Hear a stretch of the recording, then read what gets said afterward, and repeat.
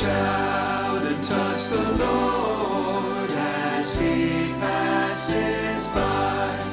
You'll find he's not too busy to hear your cry. He's passing by this moment, your needs to supply. Reach out and touch the Lord as he goes by.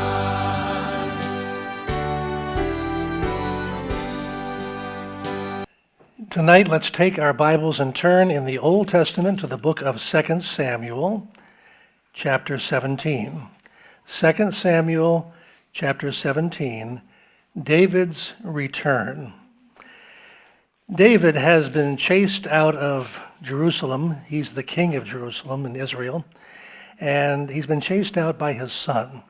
His son has attempted a takeover because of past offenses and problems in the family relationships. Previous studies can reveal all of that. And Absalom now wants to kill his father and now wants to replace him. This is a very famous story and has been given to a description of a demonic spirit of takeover known as an Absalom spirit. You probably have heard about that. And an Absalom spirit is a spirit that tries to take over power from the leader.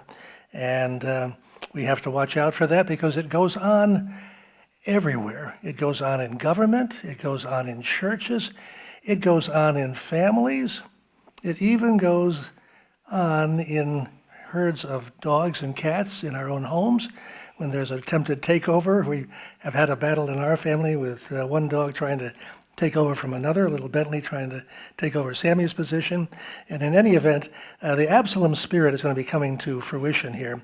4 pounds. There is an interesting verse in chapter 14 that plays into tonight's study, and I'm going to just have Kelly read that. You know, there are only, just offhand, I can only think of 3 places in the Bible where it talks about somebody being good looking. One was Joseph, who was very handsome when he was in Potiphar's house, and Potiphar's wife had designs upon him. Saul was considered very fair and head and shoulders above the others. And here we have Absalom. And in chapter 14, this plays into it. Look at verse 25, honey, if you'll read that. Now in all Israel there was no one who was praised as much as Absalom for his good looks. From the sole of his foot to the crown of his head there was no blemish on him or in him. And when he cut the hair of his head at the end of every year, he cut it because it was heavy on him. When he cut it, he weighed the hair of his head at 200 shekels, according to the king's standards. It's about 5 pounds of hair. So he was very, very good looking. And you can file that away in your memory bank for about 20 minutes, and we'll see how that comes to play. Because sometimes our perceived assets can become a liability, especially when it's superficial based on looks and appearance and what have you.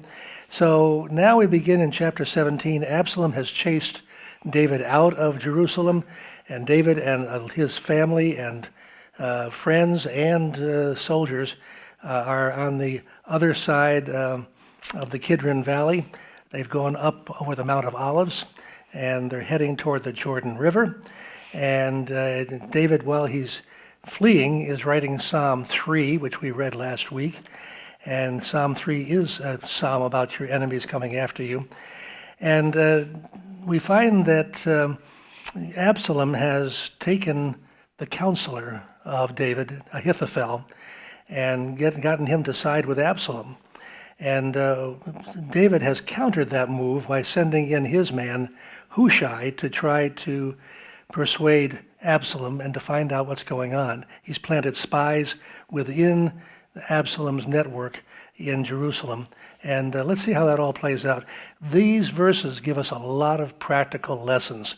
And let's pick it up with chapter 17 and verse 1. Moreover, Ahithophel said to Absalom, "Now let me choose 12,000 men, and I will arise and pursue David tonight. I will come upon him while he is weary and weak and make him afraid. and all the people who are with him will flee, and I will strike only the king. Then I will bring back all the people to you. When all return except the man whom you seek, all the people will be at peace." And the saying pleased Absalom and the elders of Israel. And all the elders of Israel.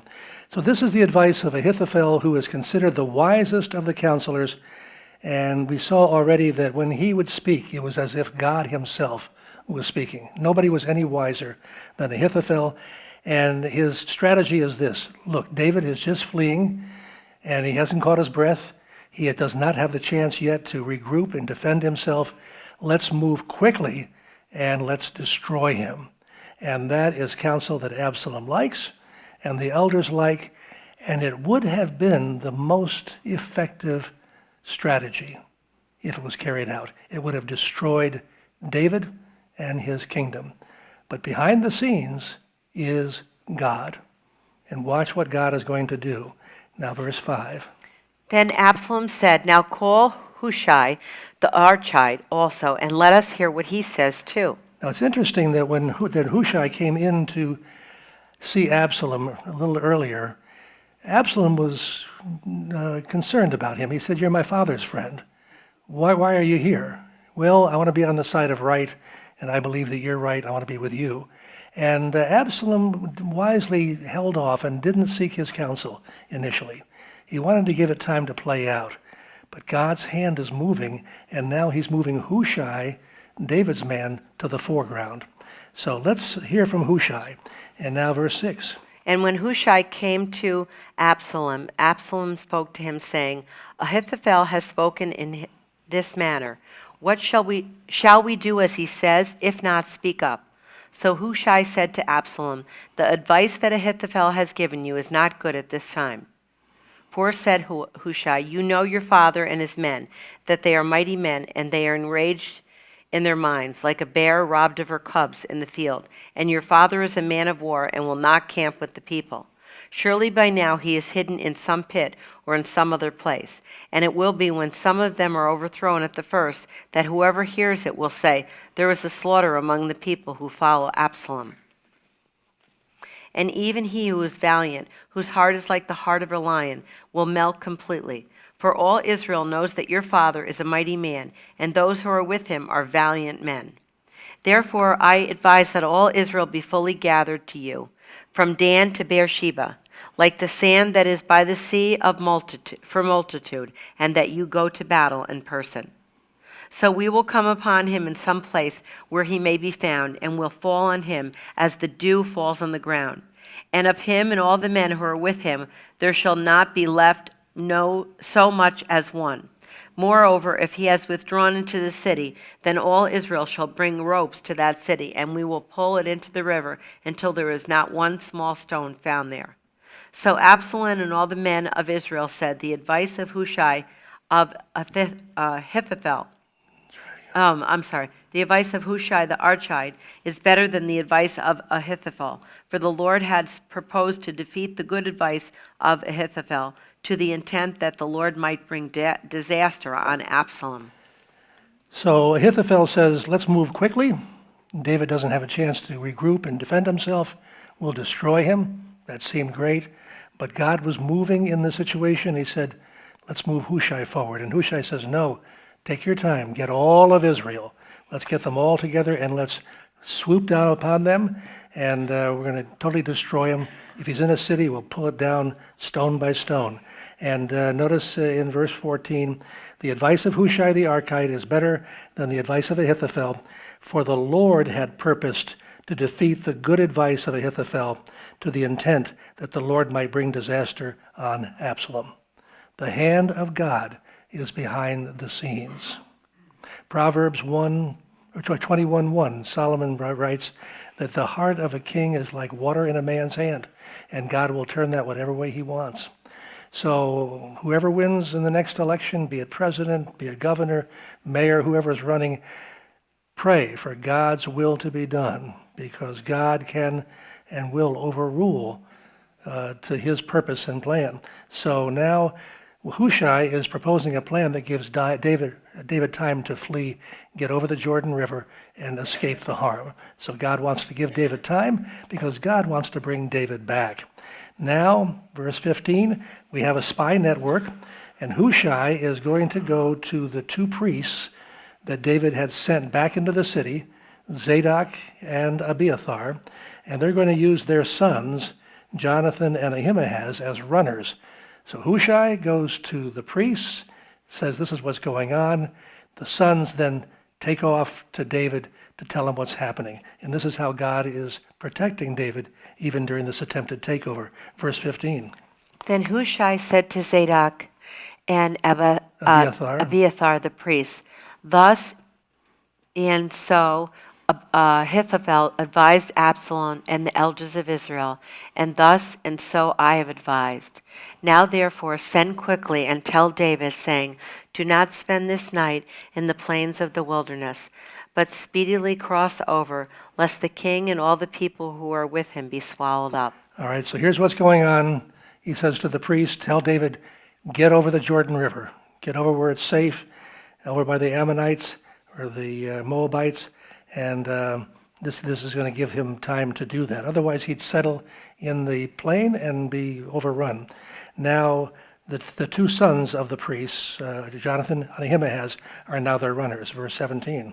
Now Jonathan and Ahimaaz stayed at Enrogel, for they dared not be seen coming into the city. So a female servant would come and tell them, and they would go and tell King David. So the sons of the priests did not come into Jerusalem. They stayed in Enrogel, and the servant girl would be the runner. So it's Hushai going to Zadok and Abiathar the priests, going to the servant girl, going to Jonathan and Ahimaaz, who are outside the city, waiting for the news to run it to David. Verse 18. Nevertheless, a lad saw them and told Absalom. But both of them went away quickly and came to a man's house in Bahurim, who had a well in his court, and they went down into it. So, like any good movie and story, the plot thickens. So here we have the servant girl, and she tells the two sons, who are the runners, and this lad sees that, and he goes and tells Absalom. Now they're going to be after the sons, Jonathan and Ahimaaz. But they escaped, and they went into a courtyard area, and they went down into this dry well, and there's a woman there who's being provided to hide them. Verse 19. No, watch the hand of God, the unseen hand of God behind all of this. Verse 19. Then the woman took and spread a covering over the well's mouth, and spread ground grain on it, and the thing was not known. And when Absalom's servants came to the woman at the house, they said, where are Ahimaaz and Jonathan? So the woman said to them, they have gone over the water brook. And when they had searched and could not find him, they returned to Jerusalem. Now it came to pass after they had departed, that they came up out of the well and went and told King David, and said to David, arise and cross over the water quickly, for thus has Ahithophel advised against you. So David and all the people who were with him arose and crossed over the Jordan. By morning light, not one of them was left who had not gone over the Jordan. So you see how God is working behind the scenes. Not just in this story, in your story. God's working behind the scenes in your story. How many people are involved in your lives, and you don't even know who they are many times. That we say, well, that was circumstantial. Well, it was a coincidence. I like to use the word God instance instead. But God is working, and he's working through different people to bring about the income or the purpose in your life that he wants to bring about. He is planning your life, and nothing is going to come against that plan. And he's got a number of people working on your behalf, all behind the scenes, many of whom you don't know and never will know. You'll get to heaven perhaps and see them there. Now we pick up the story in verse 23. Yes. Now when Ahithophel saw that his advice was not followed, he saddled a donkey and arose and went home to his house, to his city. Then he put his household in order and hanged himself and died, and he was buried in his father's tomb. So I'd say that's a sore loser. His advice wasn't followed and he couldn't handle it. That's one of the problems when you rise so high in this world, so brilliant, so looked up to, and then suddenly your advice is not followed and you can't handle it. Apparently he didn't have a whole lot of defeats along the road of his life. And you know, defeats can humble you and can smooth you out a little bit so that when you do have a defeat, you don't go out and try to hang yourself. So when there's something that, I was talking to my sister the other day, she called from California, and she wanted to know about my childhood memories and what I think about the past. We're both getting older and discussing our lives together when we were younger. And I said, Susan, I have a lot of faults, but one fault I don't think I have, and that is that everything in the past, to me, I see it in a good perspective. Even if it was bad, I see that it did me good, that I learned from it, and I never say, oh, poor me. I always look at all my past and say, it was a blessing, and I thank you, God. And so here, we see that Ahithophel didn't have that kind of steadiness. So as bright as he was, he couldn't realize that you win some and you lose some. And this is not his day, and unfortunately, he ends his day prematurely. Well, David's had time now to cross over the Jordan River to be safe. Verse 24. Then David went to Mahanaim. Mahanaim, and Absalom crossed over the Jordan, he and all the men of Israel with him. Okay, so they are now coming over the Jordan River into modern-day Jordan, and they're looking for him. They're pressing down on David to destroy him. And Absalom made Amasa captain of the army instead of Joab. This Amasa was the son of a man whose name was Jethro, an Israelite, who had gone into Abigail, the daughter of Nahash, sister of Zeruiah, Joab's mother. Okay, so he's a relative. And so Israel. So Israel and Absalom encamped in the land of Gilead. So we're starting to see tension again between David and Joab. Joab is the general under David. He's his nephew, the son of Zeruiah, David's sister. And he can't stand him. He just can't stand him. Joab has a habit of always speaking truth to power, and David doesn't want to hear it. David is not an easy person to talk to. You don't walk up to David and tell him the truth. You have to have some kind of a story. We've seen that, some kind of a situation where when Nathan confronted him on the Bathsheba incident, well, there's this man that had sheep. There's a woman that comes and talks about her son, and you can't go to David and say you've done wrong.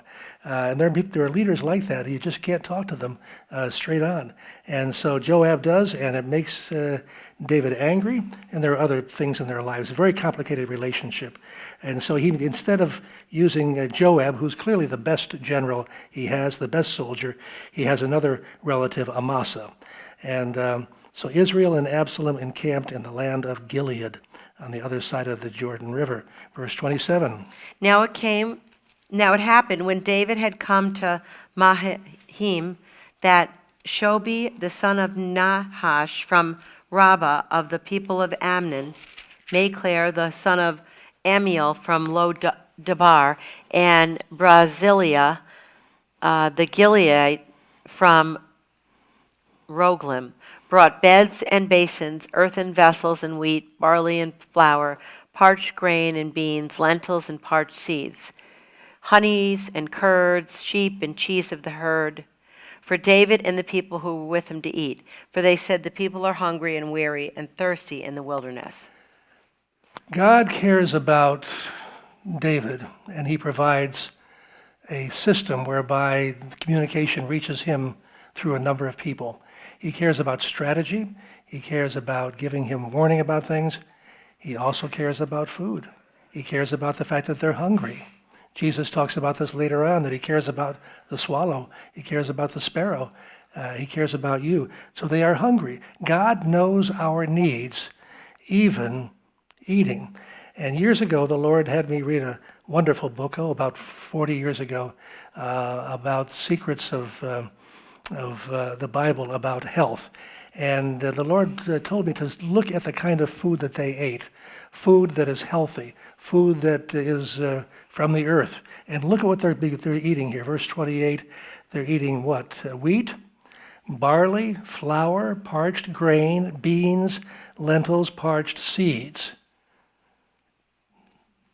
Not donuts from Napoli. Sean brought in cider sugar donuts tonight, and I'm just having a little fun with him. Thank you, Sean, for being so kind. But David didn't have those donuts, did he? So do enjoy the donut and then repent of it afterwards. Thank Sean and ask God to forgive you for eating it. But I did try that one time. I took all these items. I went to the health store, and I got wheat, barley, and different grains, beans, lentils, parched seeds, and I put them in the oven and had Just a little like oil, that? just like that. And I thought, well, it'd be kind of like popcorn. And so I pulled it out afterwards. Next time, just go and get Orville Redenbacher popcorn. Honey, curds, sheep and cheese of the herd. So in other words, eat healthy. Eat healthy. You don't have to be totally plant-based, but go natural. When man begins to process it and all, you got nothing but trouble.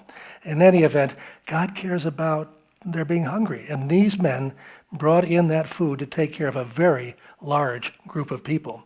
Well, now chapter 18, we're going to see how the plot continues on with verse 1. And David numbered the people who were with him, and set captains of thousands and captains of hundreds over them. So he's got a very large following. He's still very popular, and he's got in the thousands of people who are with him at this point, and Absalom is pressing down on him. Verse 2. Then David sent out 1/3 of the people under the hand of Joab, 1/3 under the hand of Abishai, the son of Zeruiah, Joab's brother, and 1/3 under the hand of Ittai the Gittite. And the king said to the people, I also will surely go out with you myself. I want to go back to one thing here. I made a mistake back in chapter 17, verse 25. Absalom was the one that chose Amasa. It wasn't David. We'll see that David's got more trouble with Joab in a minute, but it was Absalom who chose a relative, Amasa, to be the head of his army, and David's going to use that man in the future. But in any event, he still is working with Joab. He gives 1/3 of the army to Joab, 1/3 to Abishai, his brother, and 1/3 to a man named Ittai, who's a Gittite. And the king said to the people, I also will surely go out with you myself. That's interesting, because this all came about because it was the spring of the year, and kings go out with their armies, and David did not go out with his army, did he? He stayed behind and got in trouble with Bathsheba. Now he's learned his lesson. I've messed up in my life, and so have you. Have you learned from that lesson? Or do you keep falling into the same old problem again and again? He's learned his lesson. So now this time I will go out with you myself. Now I want to give you a little bit of a background here. He's now 68 years of age. And that was old then. And with all due respect, that's not so young today either. He only has 2 more years of his life. He will die at age 70. He's not a young man. And so we find here that he says, I'll go out myself, but notice what the people say, verse 3. But the people answered, You shall not go out, for if we flee away, they will not care about us, nor if half of us die will they care about us. But you are worth 10,000 of us now, for you are now more help to us in the city. Then the king said to them, Whatever seems best to you, I will do. So the king stood beside the gate, and all the people went out by the hundreds and by the thousands. So they said, no, king, you need to stay here. If you go down, we're all finished. They want you. So stay here and be safe. And so he's being conciliatory. He's not being chicken. He's being conciliatory. And he says, fine, whatever you think is best. And that sometimes can be a part of getting older. You're not so young and feisty and you know it all. You begin to listen to other people who are younger and perhaps a little bit wiser in a given instance.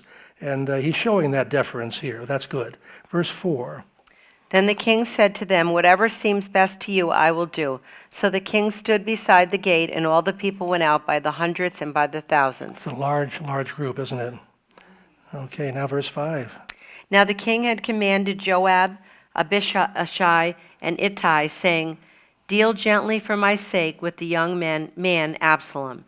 And all the people heard when the king gave all the captains orders concerning Absalom. All right, so he talks to his three commanders and he says, "Deal gently for my sake with the young man Absalom." What kind of instruction is that? Absalom and his vast army are coming after us to destroy us. This is a battle of life and death. Please don't harm my son. He still loves Absalom. his son. He still loves his son. So what are you supposed to do if you're a commander? Who are you supposed to kill? Everybody else but Absalom? So you can see that David is not really thinking. He's acting 68 at this point. I also think he's acting out of being a father. Exactly. And so it's a tough position, and we're going to see what happens here. So it gets worse. Verse 6. So the people went out into the field of battle against Israel, and the battle was in the woods of Ephraim. The people of Israel were overthrown there before the servants of David, and a great slaughter of 20,000 took place there that day. So Absalom lost 20,000 of his men that day. You see how jealousy and an Absalom spirit can hurt so many people and can actually destroy so many lives. And verse 8. For the battle there was scattered over the face of the whole countryside, and the woods devoured more people than that day than the sword devoured. Yeah, that's a common tactic to get your warfare moving towards the woods, because the woods are not easy to be able to accomplish your purpose. And so now we're going to begin to see how Absalom and his good looks come into a problem. Verse 9. Then Absalom met the servants of David. Absalom rode on a mule. The mule went under the thick boughs of a great terebinth tree, and his head caught in the terebinth, so that he was left hanging between heaven and earth. And the mule which was under him went on. So here is Absalom, who is proclaiming himself now to be king of Israel. And you can see how he's got this huge army, and he's got the donkey, and he's riding through the woods, and no doubt it's his hair, that beautiful head of hair that gets caught in the trees. And how embarrassing. He's dangling by his head and by his hair, totally helpless at this point. Our sin sometimes can make us look very, very foolish, can't it? Think about the times that we've been in sin and how silly and foolish we look. So verse 10. Now a certain man saw it and told Joab and said, I just saw Absalom hanging in a terebinth tree. So Joab said to the man who told him, you just saw him, and why did you not strike him there to the ground? I would have given you 10 shekels of silver and a belt. But the man said to Joab, though I were to receive 1,000 shekels of silver in my hand, I would not raise my hand against the king's son. For in our hearing the kings commanded you and Abishai and Ittai, saying, beware lest any one touch the young man Absalom. Okay, so the young man says, I can't kill Absalom because I heard David say to you guys, deal gently with him, so I can't do that. And see how Joab handles that. The young man goes on to say, verse 13, otherwise I would have dealt falsely against my own life, for there is nothing hidden from the king, and you yourself would have set yourself against me. Then Joab said, I cannot linger with you. And he took 3 spears in his hand and thrust them through Absalom's heart while he was still alive in the midst of the terebinth tree. go ahead. And 10 young men who bore Joab's armor surrounded Absalom and struck and killed him. So Joab says, couldn't have a long discussion on this thing. He needs to die. So he disregards his uncle's command, and he kills Absalom, which is disrespectful of David's request, but David's request is not realistic in battle. You have to kill your enemy, or he's going to kill you. So verse 16. So Joab blew the trumpet, and the people returned from pursuing Israel. For Joab held back the people, and they took Absalom and cast him into a large pit in the woods, and laid a very large heap of stones over him. Then all Israel fled, everyone to his tent. Now Absalom in his lifetime had taken and set up a pillar for himself, which is in the king's valley. For he said, I have no son to keep my name in remembrance. He called the pillar after his own name, and to this day it is called Absalom's monument. So he's buried under stones, and then eventually they transfer him to this pillar. If you go over to Israel today, you're going to see that pillar. And it's right down there in the Kidron Valley. And that's the scene that you see the camera shot of Israel, the skyline of Jerusalem. Just look down into that valley below, and there's that pillar for him. It shows he's got an ego problem, like so many. And He wants a pillar for his own name, and he's not a humble fella by any means. He's dead. How does he want to humble for his own name? He had it already to set up ahead of time, right? Now, Absalom in his lifetime had taken and set up a pillar for himself. It was in his lifetime. Oh, in right? his lifetime. Yeah, okay. So let's continue on verse 19. Then Ahimaaz, the son of Zadok, said, "Let me run now and take the news to the king, how the Lord has avenged him of his enemies." Okay, so one of the runners now is saying, I want to go to the king and tell him about the war. This is another important lesson. Okay, I want to be there. He's a runner. He brought news from the servant girl who got it from the two priests. Don't be the first one to bring the bad news to somebody. Well, he's got another lesson too. So let's see how that's going to be working against him here. So I want to run with this news. And what does the commander, Joab, say, verse 20? Then Joab said to him, "You shall not take the news this day, for you shall take the news another day. But today you shall take no news, because the king's son is dead." Then Joab said to the Cushite, "Go tell the king what you have seen." So the Cushite bowed himself to Joab and ran. So no, Ahimaaz, I don't want you to run. I want today for this man, the Cushite, to be the runner. Verse 22. And Ahimaaz, the son of Zadok, said to Joab, "But whatever happens, please let me also run after the Cushite." So Joab said, "Why will you run, my son, since you have no news ready?" So you're not ready yet. You haven't got the complete story. Why do you want to run? I want to run. I want to run. I want to do it. But whatever happens, he said, "Let me run." So he said to him, "Run." Then Ahimaaz ran by way of the plain and outran the Cushite. Okay, so he lets him go, even though he doesn't have the full story.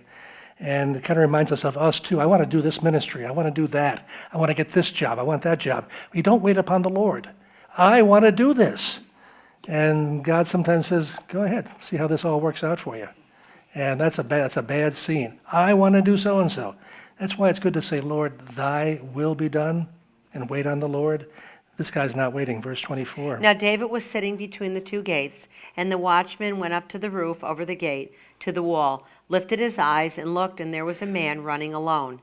Then the watchman cried out and told the king, and the king said, "If he is alone, there is news in his mouth." And he came rapidly and drew near. Then the watchman saw another man running, and the watchman called to the gatekeeper and said, "There is another man running." And the king said, "He also brings news." So the watchman said, "I think the running of the first is like the running of Ahimaaz, the son of Zadok." And the king said, "He is a good man and comes with good news."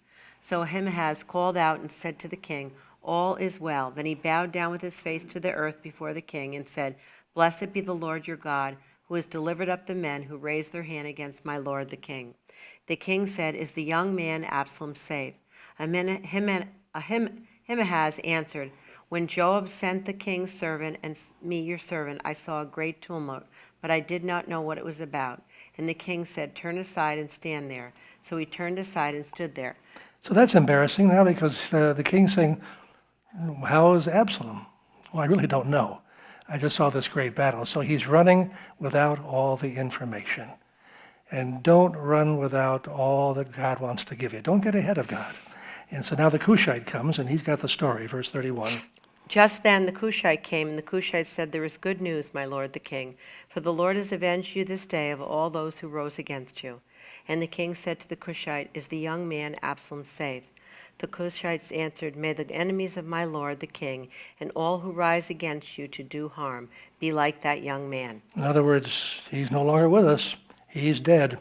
So he had the news. So don't be a runner without the news. Wait for the Lord to give you the full story. In verse 33. Then the king was deeply moved and went up to the chamber over the gate and wept. And as he wept, he said, "Thus, O my son Absalom, my son Absalom, if only I had died in your place. O Absalom, my son, my son." So understandably, he's grieving, although when Absalom was being banished by him over across the Jordan River, he wouldn't receive him for 2 years. Now all of a sudden he's grieving deeply. I have to say this, I'm sorry. But Jerry, you're not a biological father. I understand this so much. When you have a child, and he's seen this, I've had kids that have done me wrong. And yet I get angry, but I forgive them, or I want them back, or I've cried deeply when something's happened to them.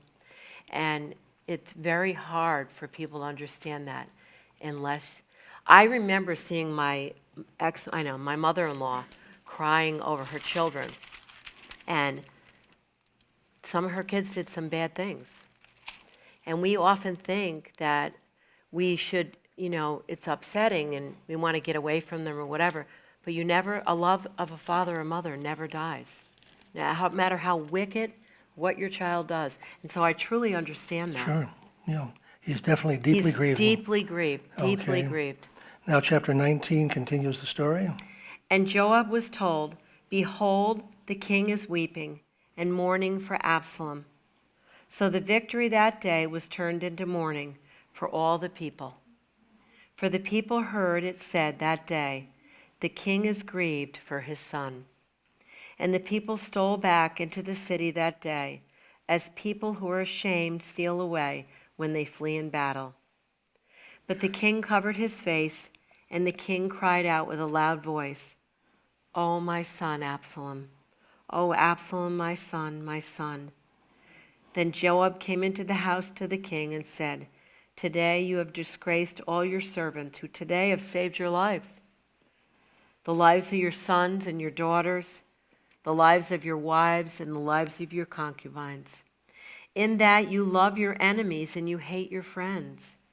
For you have declared today that you regard neither princes nor servants. For today I perceive that if Absalom had lived and all of us had died today, that would have pleased you well. Now therefore arise, go out and speak comfort to your servants. For I swear by the Lord, if you do not go out, no one will stay with you this night. And that will be worse for you than all the evil that has befallen you from your youth until now." Then the king arose and sat in the gate, and they told all the people, saying, "There is the king sitting in the gate." So all the people came before the king, for every one of Israel had fled to his tent. So he says you need to not mourn, you need to be grateful Now to the you- people. They've right. sacrificed their lives for you, and let's not embarrass them. And so Wise he words. now goes back to returning to Israel, verse 9. Here's his return. Now all the people were in a dispute throughout all the tribes of Israel, saying, "The king saved us from the hand of our enemies. He delivered us from the hand of the Philistines, and now he has fled from the land because of Absalom. But Absalom, whom we anointed over us, has died in battle. Now therefore, why do you say nothing about bringing back the king?" So King David sent to Zadok and Abiathar the priests, saying, "Speak to the elders of Judah, saying, why are you the last to bring the king back to his house, since the words of all Israel have come to the king to this very house?" So peculiarly, the northern 10 tribes, known as Israel, who were following Absalom, are the ones that want to bring David back to be king. And his own group down in Judah is stuck in neutral, and they're not trying to bring him back as king. How strange. Verse 12. "You are my brethren, you are my bone and my flesh. Why then are you the last to bring back the king? And say to Amasa, are you not my bone and my flesh? God do to me, and more also, if you are not commander of the army before me, continually in place of Joab." So he says to his own people in Judah, bring me back. And as far as Amasa being the leader of Israel, I'm going to make him the leader instead of Joab over all my forces here. So he swayed the hearts of all the men of Judah, just as the heart of one man, so that they sent this word to the king, "Return, you and all your servants." Then the king returned and came to the Jordan, and Judah came to Gilgal to go to meet the king, to escort the king across the Jordan. And Shimei, the son of Gera, a Benjamite, who was from Bahurim, hurried and came down with the men of Judah to meet King David. There were 1,000 men of Benjamin with him, and Ziba, the servant of the house of Saul, and his 15 sons, and his 20 servants with him, and they went over the Jordan before the king. Then a ferry boat went across to carry over the king's household and to do what he thought good. So we're getting a large support for David now. Shimei, remember him, verse 16, he's the one that was kicking up dust. He was from Saul's household, and he said he had horrible things to say. Now he's changed his mind. And Ziba, of course, was the servant who took care of Mephibosheth, and he's there to support him. And now we're going to see David's mercy in verse 18. Now Shimei, the son of Gera, fell down before the king when he had crossed the Jordan. Then he said to the king, "Do not let my lord impute iniquity to me, or remember what wrong your servant did on the day that my lord the king left Jerusalem, that the king should take it to heart. For I, your servant, know that I have sinned. Therefore here I am, the first to come today of all the house of Joseph, to go down to meet my lord the king." But Abishai, the son of Zeruiah, answered and said, "Shall not Shimei be put to death for this, because he cursed the Lord's anointed?" So here Shimei is now saying, I've sinned. I was wrong, David, forgive me for the way I handled it. But the nephew Abishai wanted to take his head off before. He still wants to take his head off. David said, verse 22, And David said, "What have I to do with you, you sons of Zeruiah, that you should be adversaries to me today? Shall any man be put to death in Israel? For do I not know that today I am king over Israel?" Therefore the king said to Shimei, "You shall not die." And the king swore to him. he swore to him. But watch out for David swearing. I wouldn't want David to swear anything to me. Because he's going to say to his son Solomon when he's about to die, "Take care of Shimei." And he will. We'll get into that story down the road. So David is not always perfect, nor am I, nor are you. And now for Ziba, verse 24. Now Mephibosheth, the son of Saul, came down to meet the king, and he had not cared for his feet, nor trimmed his mustache, nor washed his clothes, from the day the king departed until the day he returned in peace. So it was, when he had come to Jerusalem to meet the king, that the king said to him, "Why did you not go with me, Mephibosheth?" And he answered, "My lord, O king, my servant deceived me. For your servant said, I will saddle a donkey for myself, that I may ride on it and go to the king, because your servant is lame. And he has slandered your servant to my lord the king. But my lord the king is like the angel of God. Therefore do what is good in your eyes." So now we're hearing the other side of the story. Remember when he was leaving, the servant said, "Mephibosheth is against you, and he's happy to be siding with Absalom." That wasn't the case. Mephibosheth couldn't walk, and so he trusted Ziba to say to the king, "Mephibosheth is on your side." And he's showing his true nature here. Whatever you want to do, king, is fine with me. Verse 28. "For all my father's house were but dead men before my lord the king, yet you set your servant among those who eat at your own table. Therefore what right have I still to cry out any more to the king?" So the king said to him, "Why do you speak any more of your matters? I have said, you and Ziba divide the land." Then Mephibosheth said to the king, "Rather let him take it all in, as much as my lord the king has come back in peace to his own house." So the king had given all the land to Ziba. Now he's going to give half of it back to Mephibosheth. Mephibosheth, he says, he can have it all. I just want you, that's all. And for Barzillai, in verse 31, who brought in all that food for him, verse 31. And Barzillai the Gileadite came down from Rogelim and went across the Jordan with the king to escort him across the Jordan.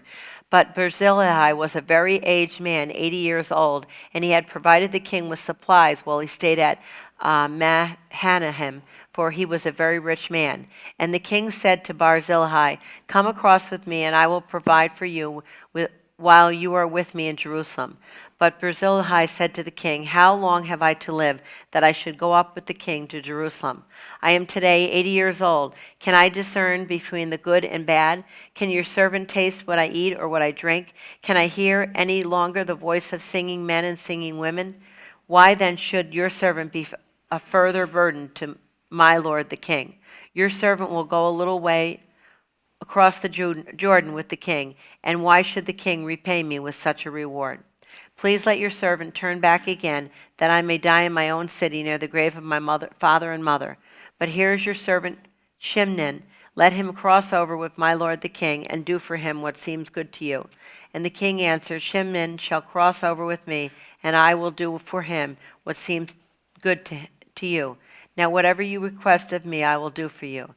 Then all the people went over the Jordan, and when the king had crossed over, the king kissed Barzillai and blessed him, and he returned to his own place. Okay, so he was grateful to him, but he said, "I'm too old to go into Jerusalem and settle down with you there. But here's a young man that could be blessed by you." And now here's a quarrel that is going to begin to show the future split of the tribes of Israel. Verse 40. Now the king went on to Gilgal, and Shimon went on with him, and all the people of Judah escorted the king, and also half of the people of Israel. Just then all the men of Israel came to the king and said to the king, "Why have your brethren, the men of Judah, stolen you away and brought the king, his household, and all David's men with him across the Jordan?" So all the men of Judah answered the men of Israel, "Because the king is a close relative of yours. Why then are you angry over this matter? Have we ever eaten at the king's expense, or has he given us any gift?" And the men of Israel answered the men of Judah and said, "We have 10 shares in the king. Therefore we also have more right to David than you. Why then do you despise us? Were we not the first to advise bringing back our king? Yet the words of the men of Judah were fiercer than the words of the men of Israel." So they're fighting over David coming back, and Israel had said, "Let's bring him back." Judah was reluctant. Now Judah is actually bringing him back, and they're fighting over it. And this begins to foreshadow the split that's going to take place when David dies. Solomon takes over. Solomon is going to be a heavy taxer to support all of his lavish lifestyle. And when he dies, his son Rehoboam is going to take over. And they're going to be so fed up, there'll be a battle. Jeroboam is going to rise up in rebellion, and they're going to split the northern 10 tribes from the southern 2 tribes. But this is a foreshadowing of that disagreement within the city. So let's take some good lessons from this. Chapter 17, David writes as he's fleeing from Jerusalem, "Let them be ashamed who confounded who seek my life." That's from Psalm 70, I'm sorry. "Let them be ashamed and confounded who seek my life." And in Psalm 3 that he wrote when he fled from Jerusalem, "You, O Lord, are a shield for me, my glory and the one who lifts my head." And for chapter 19, the lesson, I think, by trusting in God alone, David has been restored to his throne. So God used a lot of people, but behind it was God. Look to him, trust in him, and he'll meet your needs. Amen?